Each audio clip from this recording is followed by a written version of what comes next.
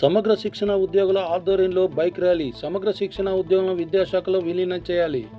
జగిత్యాల జిల్లా కేంద్రంలోని ఆర్డీఓ కార్యాలయం ఎదుట గత 13 రోజుల నుండి సమగ్ర శిక్షణ ఉద్యోగుల సమస్యలు పరిష్కరించాలని కోరుతూ ఆదివారం మధ్యాహ్నం 1 గంటలకు బైక్ ర్యాలీ నిర్వహించారు. ఈ సందర్భంగా వారు మాట్లాడుతూ గత 13 రోజుల నుండి రాష్ట్ర వ్యాప్తంగా వివిధ రూపాలలో నిరసనలు వ్యక్తం చేస్తున్నామని అన్నారు.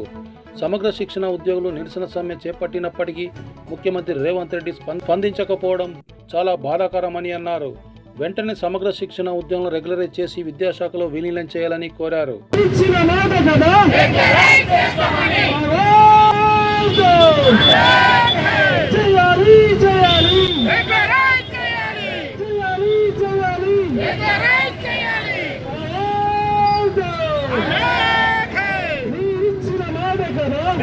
విద్యాశాఖలో పనిచేస్తున్న సమగ్ర శిక్ష ఉద్యోగులను రాష్ట్ర వ్యాప్తంగా గత 13 రోజుల నుండి నిరవధిక సమ్మె చేపట్టడం జరిగింది సార్.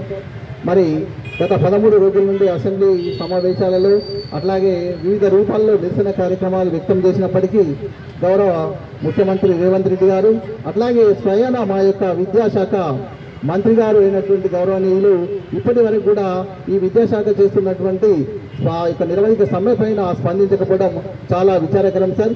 మరి విద్యా వ్యవస్థ ఈ రోజుకి 13వ రోజుకి వివిధ రకాల వ్యవస్థలన్నీ కూడా మూతలు పడి ఎంఆర్సీ వ్యవస్థ కావచ్చు, భవితా సెంటర్లు కానీ, కేజీబీవీ పాఠశాలలు, అందులో చదువుతున్నటువంటి బడుగు బలహీన వర్గాల పిల్లలందరూ కూడా విద్యాపరంగా అనేక నష్టాలను ఎదుర్కొంటున్నారు.